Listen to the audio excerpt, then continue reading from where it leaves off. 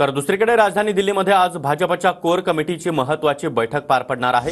आगामी विधानसभा निवडणुकीच्या पार्श्वभूमीवर ही महत्त्वाची बैठक बोलावण्यात आली आहे। देवेंद्र फडणवीस, चंद्रशेखर बावनकुळे, चंद्रकांत पाटील, आशिष शेलार हे देखील या बैठकीला उपस्थित राहणार आहेत। त्याचबरोबर सुधीर मुनगंटीवार, पंकजा मुंडे या देखील बैठकीला उपस्थित राहण्याची शक्यता आहे। लोकसभा निवडणुकीच्या निकालासह विविध मुद्द्यांवर या बैठकीमध्ये चर्चा केली जाण्याची शक्यता आहे। तर लोकसभा निवडणुकीमध्ये मोठा पराभव झाल्यानंतर आता भाजपच्या कोर कमिटीची महत्त्वाची बैठक राजधानी दिल्लीमध्ये पार पडणार आहे।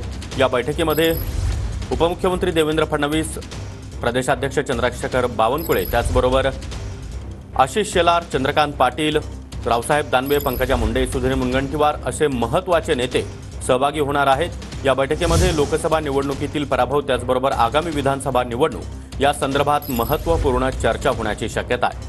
इतकंच नाही तर देवेंद्र फडणवीस यांनी राजीनाम्याची इच्छा बोलून दाखवलेली आहे। त्या पार्श्वभूमीवर या बैठकीत चर्चा होण्याची शक्यता व्यक्त केली जाते आहे। त्यामुळे या बैठकीकडे संपूर्ण भाजपचं आता लक्ष लागून राहिलं आहे।